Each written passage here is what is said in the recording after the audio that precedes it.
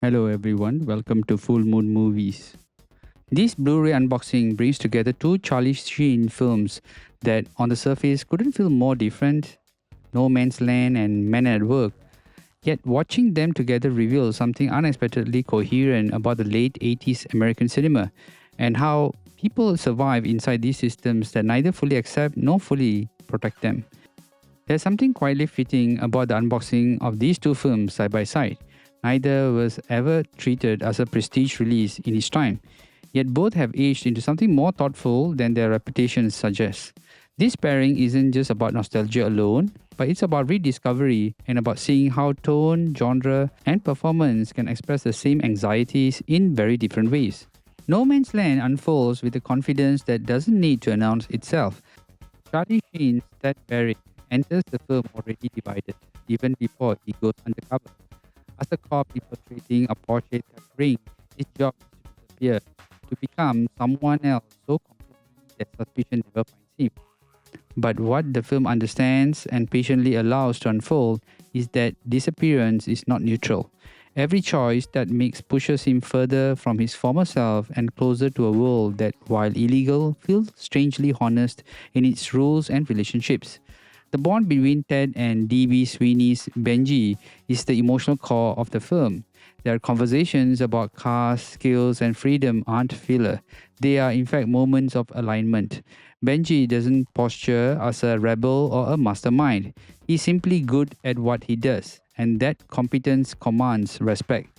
The standout moments aren't the chases, but the quieter scenes, shared drives, late night exchanges, where trust forms naturally. By the time the tension peaks, the tragedy isn't that the law must intervene. It's that Ted has already crossed an internal line that he can't uncross. Director restraint plays a major role here. The action is sharp but contained. The Los Angeles streets grounded rather than romanticized. Even the most intense chase scenes feel purposeful instead of indulgent. The film's final stretch lands not as a victory or defeat, but as an emotional reckoning that survives, but the cost is isolation. He doesn't walk away whole, but he walks away aware.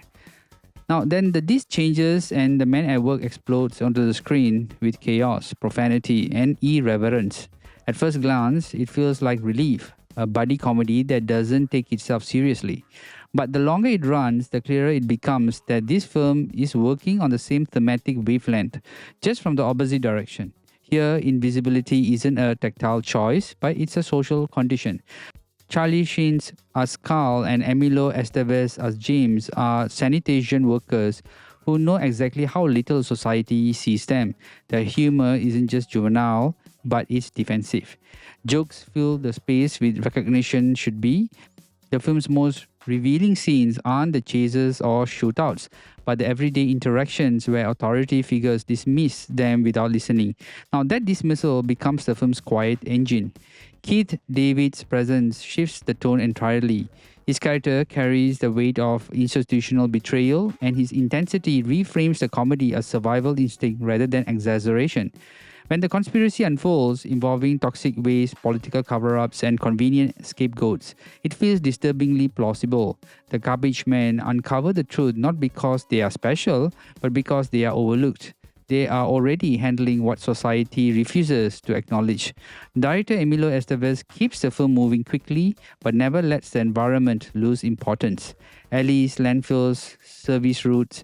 Now, these aren't just backdrops, they are the film's moral geography. In contrast to No Man's Land, which narrows inward, Man at Work pushes outward, turning chaos into confrontation. The standout scenes linger not because they are clever, but because they flip power dynamics. The ignored people are now suddenly holding leverage. Seen together, these films form a fascinating dialogue. In one, Charlie Sheen hides inside the system and loses himself. In the other, he stands openly against it and survives through defiance. One is melancholic and controlled, the other is loud and abrasive. Yet, both argue that systems fail most at the margins, where people are either used without recognition or dismissed without thought. From a physical media perspective, the 2 disc Blu-ray sets understands that these films don't need artificial prestige. What they need is clarity and preservation. No Man's Land benefits from the stable contrast and clean night scenes that allow its restraints to shine, and Man at Work gains texture in its urban spaces, reinforcing its blue collar identity.